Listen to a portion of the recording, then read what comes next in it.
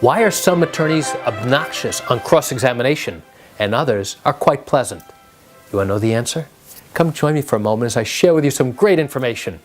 Hi, I'm Gerry Oginski. I'm a New York medical malpractice and personal injury attorney practicing law here in the state of New York. If you ever have a chance to go and watch a trial, I encourage you to do it because you'll see some amazing things that are so different than what you see on TV or in the movies. You will notice immediately that when an attorney gets up to cross-examine a witness, there are a number of different strategies they can use. Some attorneys are going to be pleasant as anything. Others are going to be hard-nosed and hard-hitting and obnoxious. Why would an attorney choose to be obnoxious compared to being pleasant? Well, there are a couple different reasons. Let me share a few with you. Number one, the attorney's personality. Maybe the attorney is just an obnoxious bastard, and that's his personality, and that's his persona, and that's how he comes across. Two, it might be in a total strategy about what he wants to accomplish with this particular witness.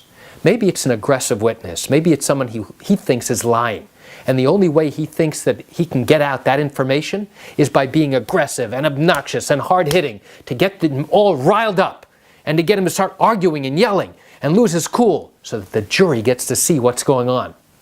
On the other hand, there are other attorneys who adopt the strategy of, you know what, I can get more with honey than I can with vinegar.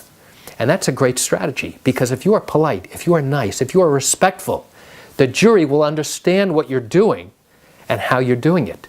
And personally, I think you gain a lot more respect from the jury by being nice and polite. Even though you're asking hard-hitting questions, it has a greater demeanor and a greater perspective and a greater respect when you're nice and polite because the jury knows we have an obligation to our client.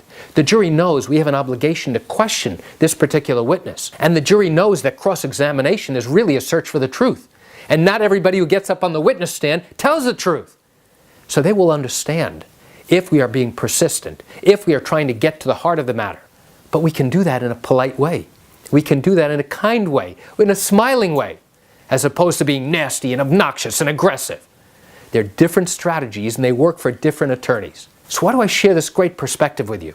I share it with you because when you do go into trial and you watch a case that's on trial, or maybe you're a litigant, this is exactly what happens. You don't know what type of strategy the attorney is going to be using when cross-examining.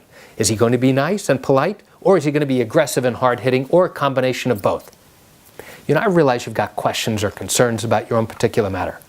Well, if your matter did happen here in New York and you're contemplating bringing a lawsuit and you've got legal questions, what I encourage you to do is pick up the phone and call me. I can answer your legal questions. You know, there's something I do every single day and I'd love to chat with you. You can reach me at 516-487-8207 or by email at Gerry, Gerry, at oginski-law.com.